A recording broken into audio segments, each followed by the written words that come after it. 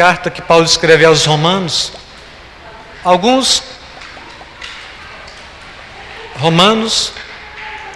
Romanos capítulo 1, versículo 4.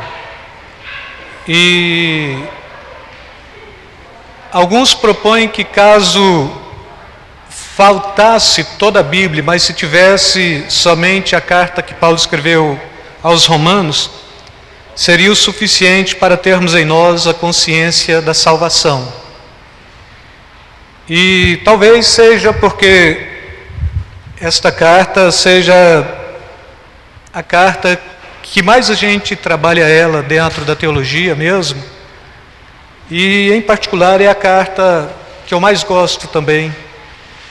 Para mim, eu pego um evangelho de João, e pego esta epístola, esta carta que Paulo escreve aos Romanos.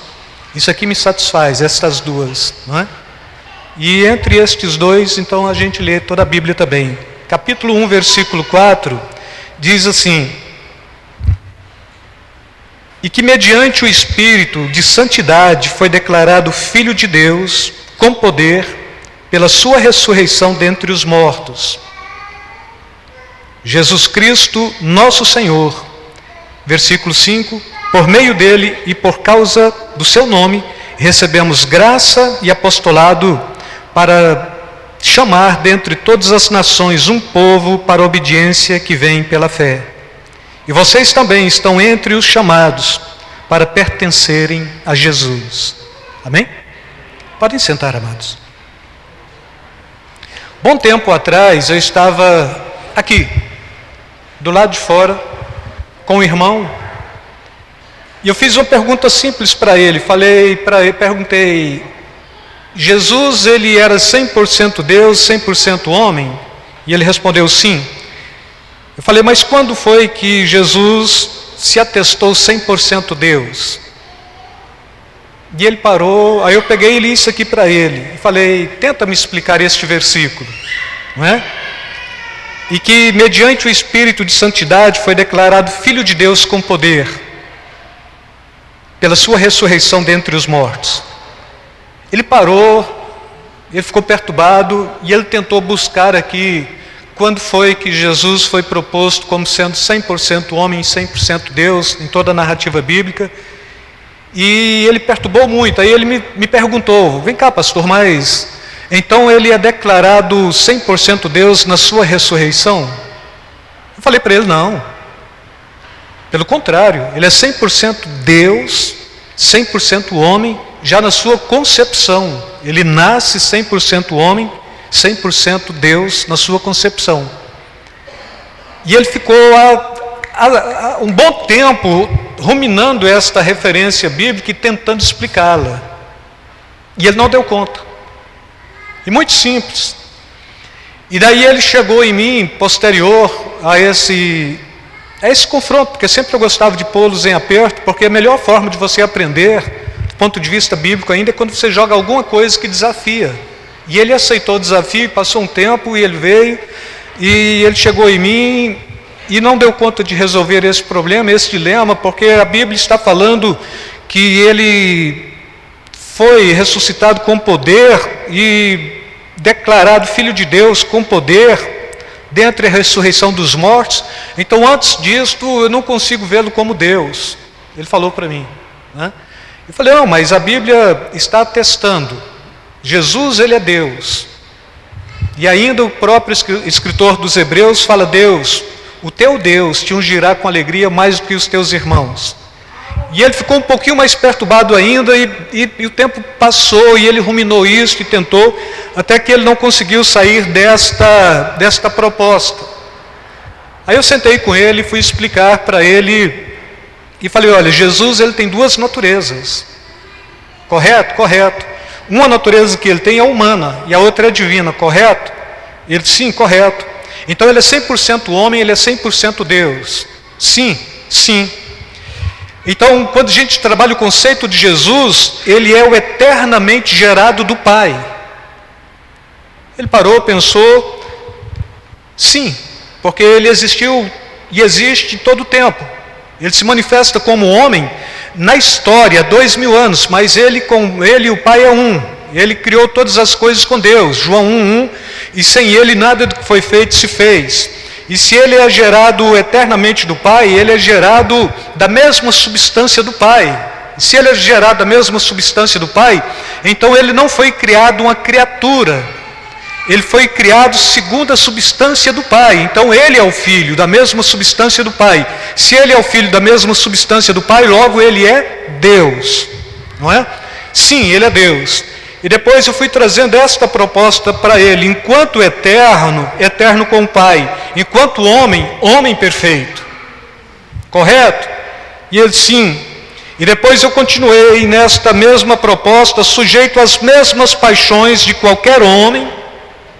Enquanto homem fragilizado, Jesus cansava, Jesus tinha sede, Jesus, em muitas abordagens, ele para pelo caminho para dormir, para descansar. Ainda quando ele vai ter com uma mulher samaritana tem um confronto com Jesus, ele para ali naquele poço de água, ele manda os discípulos ir mais à frente, ele fica, a pauta aqui é duas mesmo. Primeiro ele está descansando, e depois ele já sabia, por ser Deus, pela presciência, que aquela mulher haveria de chegar e haveria de ter aquele confronto, para que ela pudesse compreender de fato a verdade de Deus, e que ele era Deus. E frágil, homem frágil, Jesus teve que fugir. Jesus, ele sentiu medo. Jesus, ele sentiu pavor. Então ele trouxe toda a sua fragilidade de homem também. E quando ele traz a sua fragilidade de homem, ele está mostrando esta fragilidade dos seus sentimentos, nas suas limitações, nas suas angústias e nas demais outras condições, como qualquer um dos filhos de Adão sofrem aqui.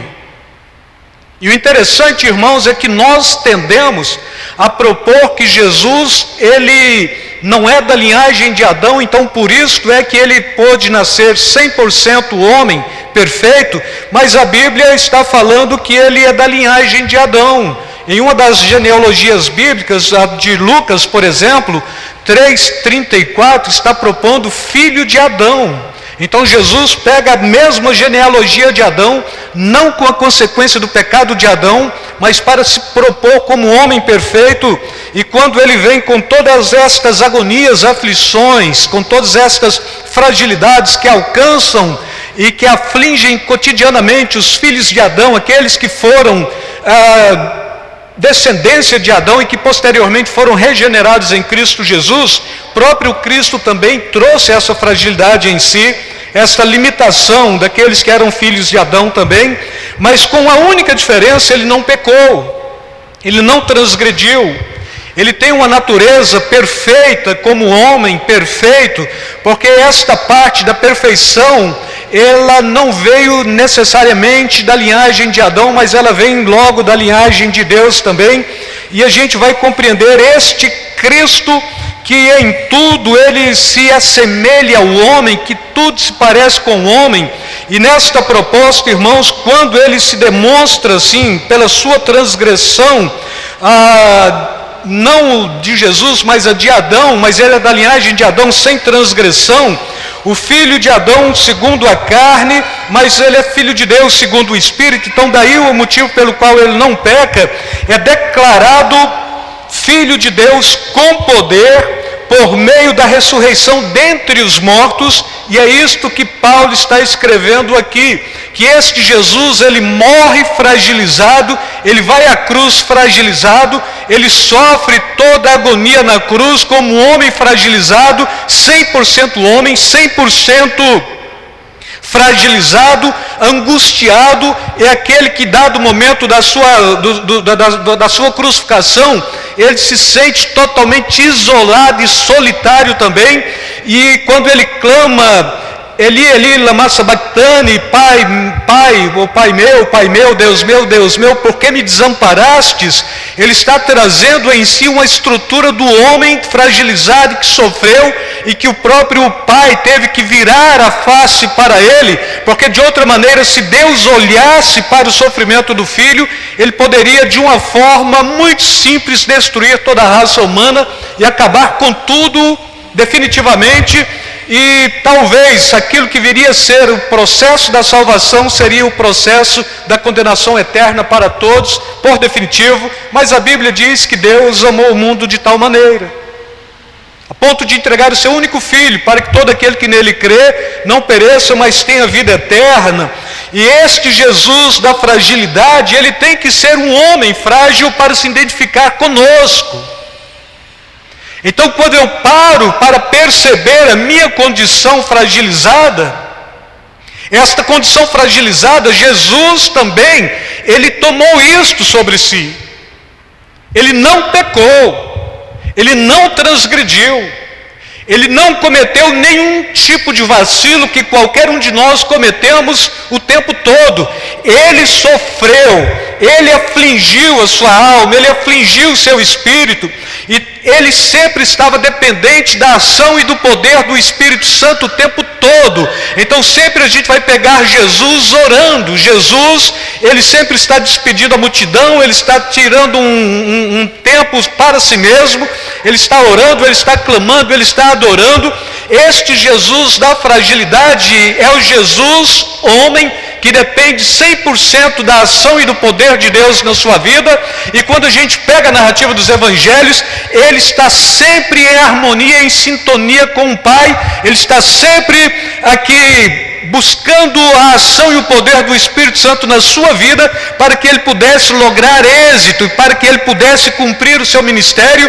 E tudo que ele faz como homem, 100% homem, mas um homem 100% espiritual também, porque ele depende integralmente da ação e do poder de Deus na sua vida, assim como a igreja também tem que ter esta compreensão, que somos homens, mulheres, não é? Homem no contexto do gênero, da raça humana, homens da fragilidade, mas homens que dependem integralmente de Deus em tudo, para que então possamos ter não só o amparo, como o livramento, como também a suportabilidade de aflições, de perturbações, de angústias e de tudo aquilo que tenta tirar o nosso foco, de tudo aquilo que tenta arruinar a nossa fé e que tenta minar a nossa estrutura, para que de alguma forma possamos transgredir ou pecar contra Deus.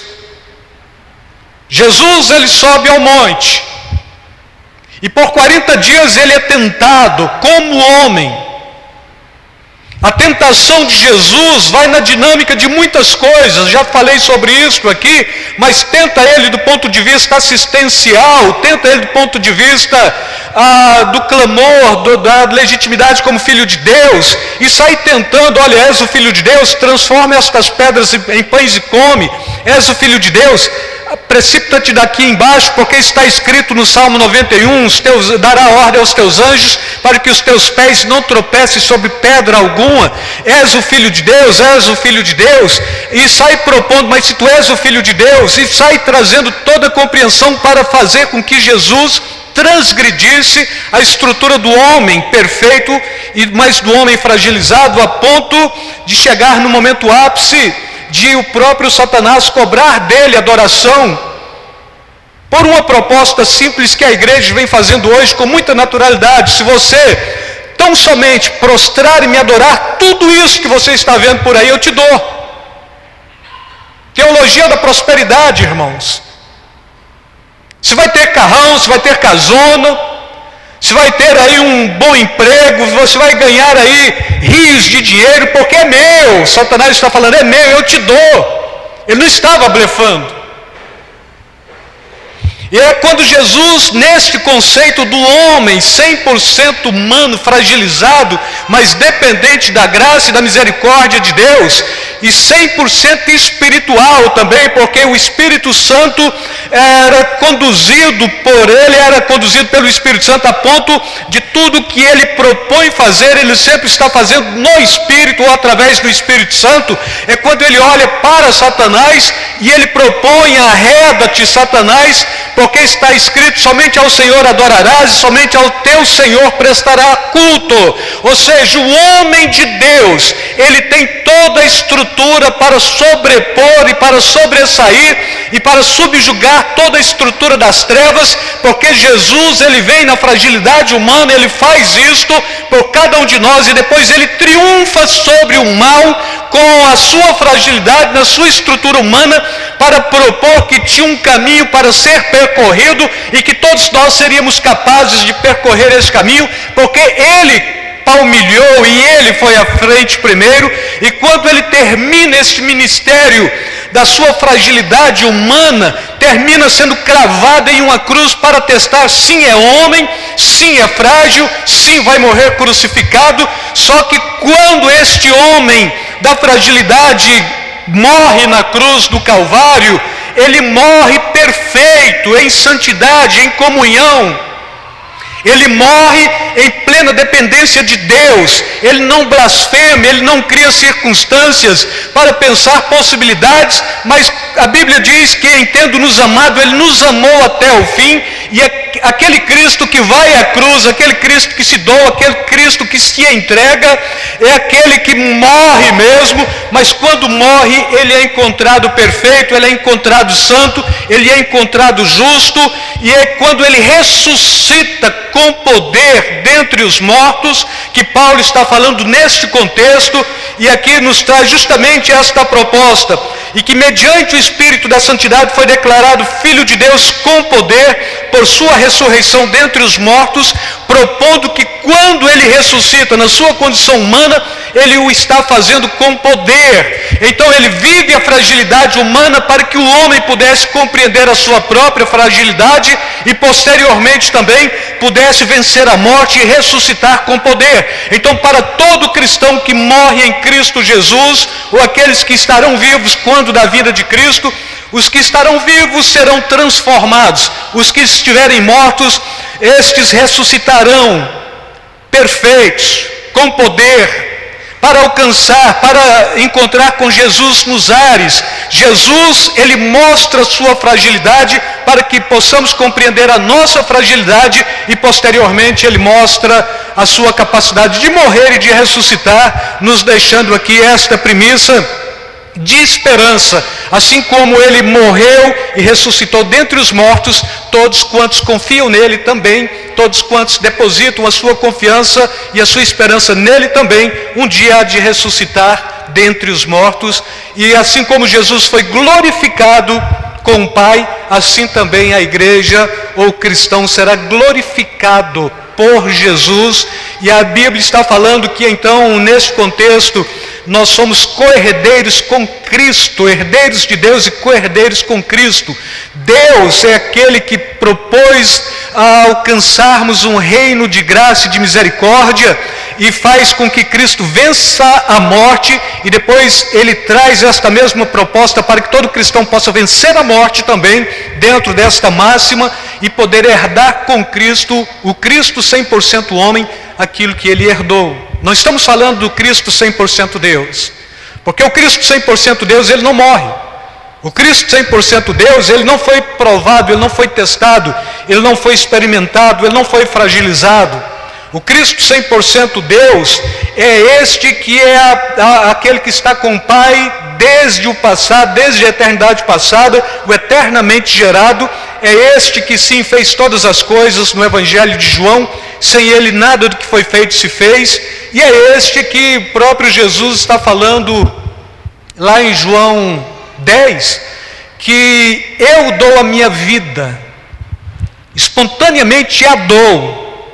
Este mandamento eu recebi do Pai, de dar a minha vida e de reavê-la, quando ele está falando do bom pastor.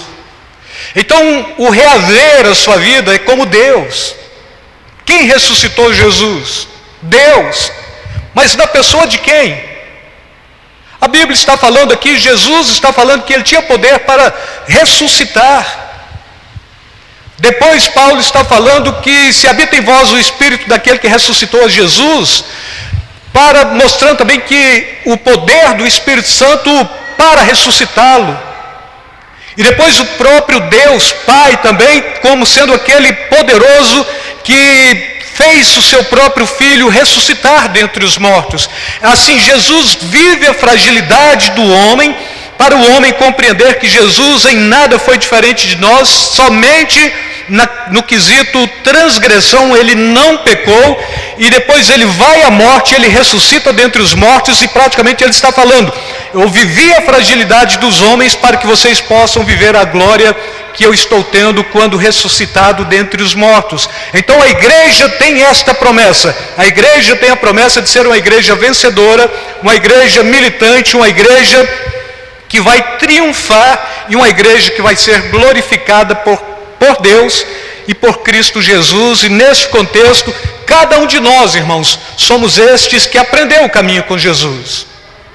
Quando fragilizado, a gente fragiliza mesmo. Quando tem que chorar, a gente chora. Quando tem que se angustiar, a gente fica angustiado. Quando tem que ser perseguido, a gente vai ser perseguido mesmo. Bom, a gente vai orar a Deus para livrar de tudo isso? Sim.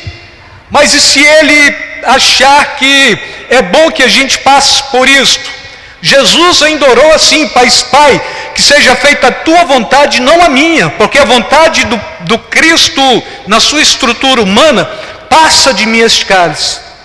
Mas contudo seja feita a tua vontade, não a minha. A oração de todo cristão tem que ser uma oração incisiva, tem que ser uma oração fervorosa, tem que ser uma oração verdadeira, tem que ter uma oração 100% autêntica, mas sempre na disposição de ouvir a fala do Senhor e a proposta de Deus. Não é aquilo que eu quero, mas é aquilo que Deus quer para a minha vida. E geralmente sempre tem uma dissonância daquilo que queremos e daquilo que Deus quer para cada um de nós. E até nisto Jesus se condiciona: não a minha vontade, a tua. E quando a igreja começar a aprender a orar desta forma também, com certeza o povo de Deus será melhor abençoado. Não a nossa vontade, mas a de Deus. Não aquilo que eu quero, mas aquilo que Deus acha ser o melhor para mim. Alguns de nós propomos: muito tempo Deus não fala comigo. Irmãos, todos os dias Deus fala comigo. Bom, mas qual é a diferença? Porque todos os dias eu leio a Bíblia. Eu não preciso de alguém levantar e falar: eis meu servo que fala contigo. A Bíblia já está falando. Talvez que em circunstâncias bem remotas possa levantar um profeta de Deus, um homem de Deus, para falar. Mas se falar em sintonia com a Bíblia, é bíblico. Se falar em dissonância com a Bíblia, é antibíblico também. Então nós vamos sempre nesta pauta da palavra de Deus. Deus fala com o homem o tempo todo. O problema é que o homem sempre está ignorando a fala de Deus por circunstâncias talvez frívolas, sem significado e sem valor. Orou hoje? Não. Leu a Bíblia hoje? Não. Hoje eu não estou de bem com a vida para ler a Bíblia. Palavra de Deus é palavra de Deus. Palavra de Deus nos consola. Palavra de Deus nos orienta. Palavra de Deus nos traz assertividade. Palavra de Deus nos traz esperança. O Cristo fragilizado, posteriormente o Cristo que ressuscita com poder e glória. O crente fragilizado e o crente que tem esta premissa: esperar aquele que um dia há de me ressuscitar com poder e glória, para que eu possa estar à direita do Pai, à direita do Filho, assim como o Filho está à direita do Pai, porque isto é promessa de Deus. E se é promessa de Deus, eu tomo posse, me aproprio dela, guardo no meu coração. Não quero estar preocupado demasiadamente com coisas deste mundo, porque tudo que acontece aqui acontece para tirar o meu foco da vida eterna e da minha salvação em Cristo Jesus. Então que cada um de nós possamos ter esta mesma abordagem. O Cristo que se deu, elemento da ceia, o Cristo que se fragilizou, é o símbolo de tudo aquilo que Ele propôs. A sua carne que foi cravada na cruz, o seu sangue que foi derramado, sim, mostrando o homem frágil, mas que trouxe a possibilidade de salvação para todos quantos creem. E nós estamos aqui para celebrar o nome santo do Senhor nesta manhã. Amém? Filho de Deus segundo o Espírito. Agostinho, ele fala, orando a Deus, ele fala: esta pequena criaturinha quer te adorar. Mas Jesus nunca foi criatura, porque como Filho de Deus, ele é gerado da mesma essência do Pai. Nós somos criaturas, mas ainda pelo Espírito Santo, adotados para sermos filhos de Deus. Então todo cristão, ele tem esta consciência: o homem natural é criatura, o homem espiritual que habita em mim, este já é geração de Deus, e nós estamos aqui, e tudo que Jesus sofreu, nós sofremos, e tudo aquilo que talvez ele sofreu, jamais passaremos também, porque não teríamos possibilidade de suportar, negaríamos o seu nome. Ele venceu a morte, e quando ele vence, a promessa para cada um de nós: você vai vencer a morte, você vai vencer a morte, vocês vencerão a morte, nós venceremos a morte. Quando ele ressuscita, ele está propondo: fui fragilizado, agora venci a morte, estou ressuscitando. Nós haveremos de ressuscitar em glória, corpos incorruptíveis, para encontrar com o Senhor nos ares. É o que Paulo está falando: e consolai uns aos outros com estas palavras. Nós temos a certeza de que assim como Cristo ressuscitou, assim também ressuscitaremos, e assim como Cristo foi elevado às alturas, também seremos elevados à altura. E não cremos em outra possibilidade, irmãos. Talvez porque a igreja, quando fala hoje do Evangelho, este Evangelho simples, este Evangelho da fragilidade humana, este Evangelho que atesta a minha incompetência para afirmar a competência de Deus, falando simplesmente deste Evangelho hoje, não dá ibope, não enche igreja. Por quê? Porque para encher a igreja tem que falar de prosperidade, tem que falar de finanças, tem que falar do Deus que te fez prosperar, tem que pôr aqui um coach ao invés de um pastor, tem que explorar o máximo potencial de cada ser humano. A Bíblia está falando que o homem tem que anular o seu potencial, anular o seu ego, para que Cristo domine e para que o Espírito Santo possa dominar sobre ele e conduzi-lo para servi-lo bem, para adorá-lo bem. E se nós somos estes que de fato vive a simplicidade deste Evangelho, nós somos este que temos também a certeza de que, como Cristo ressuscitou dentre os mortos, um dia também haveremos de ressuscitar para encontrar com Cristo nos ares. Declarado Filho de Deus com poder por meio da ressurreição dentre os mortos. Isto é só para Jesus?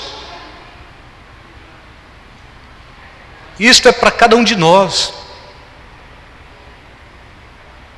Quando o crente ressuscitar, ele não terá que ser mais o crente da militância, da luta, da agonia, do sofrimento, porque ele ressuscitou. Corpo incorruptível, corpo santo, corpo glorificado, é o que a Bíblia está falando. O mesmo corpo que Jesus ressuscitou, o mesmo corpo que a igreja terá, como Deus, o nosso Senhor. Mas a Bíblia está apresentando ele como sendo o unigênito do Pai, então o único criado da mesma substância, mas o primogênito dentre os mortos. O primeiro, o irmão mais velho de todos, que ressuscitou dentre os mortos. Então Cristo, que é primogênito, este é o homem que ressuscitou. O unigênito, este é aquele que é Deus eterno com o Pai. E nós somos aqui estes que, pela palavra de Deus, percebemos: o nosso irmão mais velho ressuscitou, abrindo as portas para que todos nós possamos trilhar por este mesmo caminho. Amém? Então, quando se fala de Jesus declarado Filho de Deus com poder por meio da ressurreição dentre os mortos, é o mesmo que afirmar para a igreja: declarado Filho de Deus com poder pela ressurreição dentre os mortos. É a condição de cada crente. Jesus, ele se torna igual a cada um de nós na nossa fragilidade, para que possamos nos tornarmos igual a ele na sua ressurreição. Então nós não estamos aqui meramente dando uma satisfação religiosa para a nossa alma, não, nós estamos aqui celebrando e adorando, pois sabemos que tem uma promessa, e a promessa é de vida eterna, e a promessa é que caso aqueles que já partiram para o Senhor, partiram, mas estão aguardando a bem-aventurança vinda de Jesus, e aqueles que estão aqui, já estão aqui na premissa, caso não parte e Jesus venha para buscar a sua igreja, nós vamos subir. E Paulo está falando, os que morreram em Cristo ressuscitarão primeiros, e depois nós, os que estaremos vivos, transformados e arrebatados para encontrar com o Senhor nos ares. Consolai-vos uns aos outros com estas palavras. Então, irmãos, devemos tirar o foco dos bens materiais e focalizarmos única e exclusivamente no bem espiritual, que é a vida eterna em Cristo Jesus. E assim, se somos adoradores, com certeza Deus supre as nossas necessidades. Não precisamos de campanhas, não precisamos de fazer um bocado de palhaçada ou esquizofrenia espiritual, para que de alguma forma possamos ir diante de uma emissora e falar: sim, eu era um pobre, hoje eu sou rico, eu era nada, hoje sou empresário, sou bem sucedido, tenho carrão, tenho empregados. Não, isso daí, irmãos, é somente para a glória deste mundo. Bom, mas Deus não prospera? Ele prospera. E como prospera? Você não estaria aqui se Deus não estivesse prosperando você. Bom, mas ele pode prosperar financeiramente? Ele pode prosperar financeiramente. Só que Salomão, ele faz uma oração, e essa oração todo cristão tem que saber ela. Ele propõe o seguinte, que ele não queria passar fome para não blasfemar contra Deus, mas não queria também ser tão rico para esquecer da glória de Deus. E ele fala: eu só quero o meu cotidiano, meu pão cotidiano. Praticamente é esta oração que Salomão faz. E todos nós, Deus conhece a nossa estrutura. Deus sabe se pode pegar a Sandra e pôr a Sandra multimilionária, ou se tem que deixar a Sandra do jeito que ela está. Por quê? Porque vai que ela fique rica e esqueça de nós. Então Deus sabe. Não adianta a gente ficar aí batendo em ferro frio: olha, eu quero. Eu busco, e Deus está falando: não dou. Não, mas Deus não está me respondendo. Está respondendo, negócio que você não está querendo ouvir. E por que Ele não dá? Porque sabe que você não sabe se relacionar bem com aquilo que Ele pressupostamente poderia dar-lhe. Mas isso que Ele está me dando é o suficiente para você glorificá-lo. E se Ele achar que Ele pode me fazer alguém muito próspero, Ele vai fazer. Mas compreendo, irmãos, pegar um exemplo de um crente batista do século 18 para 19, o primeiro nome dele não vou lembrar, mas o segundo vocês vão lembrar, porque a gente escova os dentes com ele: Colgate. Foi um crente batista que começou entregando 10% dos seus bens, e quando já o tempo passou, ele estava vivendo com 10% do que ele ganhava, e ele ofertava 90% do que ele ganhava para o reino de Deus. É a história dele. Se quiser pesquisar, entra no Google.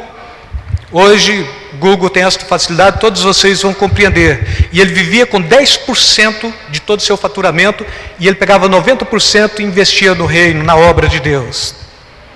Então, um homem deste, Deus sabia que podia prosperá-lo, porque o processo de prosperar deste homem fazia com que ele investisse no reino de Deus. No nosso meio tem isso também.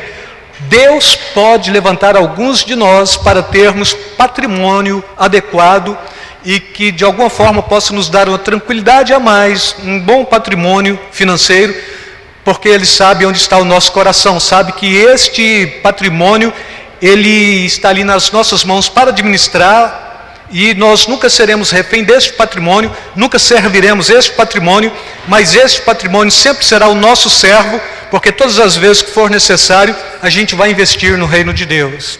É assim com o dono do Arroz Cristal. Onde ele vai, ele abençoa, e ele compreende isto. Ele foi constituído por Deus financeiramente para estar abençoando. O primeiro templo da videira foi construído porque ele foi lá e injetou a primeira rádio, a Rádio Vinha da videira. O próprio pastor Aloysio falando isso, e eu estava nesse acampamento que ele fez. E ele falou que ligou para ele e falou: olha, eu preciso de 600 mil para fechar o negócio com a rádio, porque tem uma emissora católica que está querendo comprar ela também. E ele deu os 600 mil. Quando eu te pago? Não, eu estou doando esses 600 mil. Aí comprou a Rede Vinha. Entende, irmãos? Então é assim, quando Deus nos prospera, porque sabe que a gente vai estar investindo no reino de Deus. Quando Deus não nos prospera, é porque Deus sabe que se a gente ficar um pouquinho mais alto, a gente vai querer pisar naqueles que são mais baixos. Então é melhor ficar do jeito que estamos. Eu nem oro pedindo prosperidade. Deus, me dá pão, me dá consolo para dormir em paz. E eu nem durmo, mas me dá uma cama para dormir. E essa deve ser a oração de cada crente. Paulo está falando: se tiver o que comer, com que nos cobrirmos, devemos estar com isto contente, não é? Mas Deus pode, e Deus sempre tem feito na vida da sua igreja, porque a nossa proposta maior é estar focada. Estamos sofrendo, sim, Jesus sofreu, mas Ele ressuscitou com poder. Essa é a promessa para a igreja também. E quando Ele voltar, irmãos, encontraremos com Ele. Amém? Jesus se tornou igual aos homens na sua fragilidade, para que possamos nos tornar igual a Ele na ressurreição dentre os mortos. Simples assim. E quando celebramos a ceia, é para não esquecer, é para não perder de foco, para não omitir, é para não esquecer que de fato este Cristo pagou o preço, este Cristo ressuscitou, e este Cristo vai voltar para buscar o seu povo. O que devemos fazer? Jesus está falando: não seja o mordomo infiel que percebeu que o seu senhor demorava a vir e começou a espancar os seus demais conservos, mas seja o mordomo fiel que, quando o Senhor chegar, vai achá-lo fazendo assim como assistindo aqueles que precisam ser assistidos, acolhendo aqueles que precisam ser acolhidos. A casa está preparada, está ornamentada, e todos estão bem, sabendo que ninguém está precisando de coisa alguma, senão que todos estamos celebrando e adorando o nome santo do Senhor. E é tudo isso que queremos. Não precisa a gente ficar nesta fissura de bens materiais excessivos, se futuramente tudo que nós temos a gente não vai levar, não é? Quem foi que morreu esta semana? Sem ser ela, um multimilionário.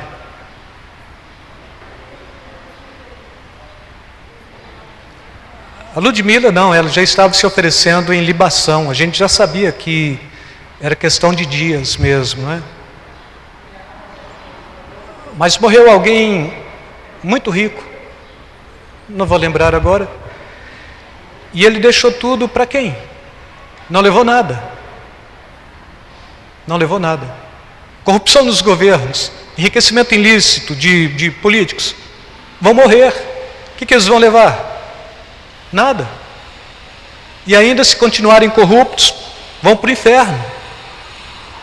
E nós, irmãos, vamos ter o nosso dia e o nosso pão cotidiano, todo dia ser abençoado pelo Senhor.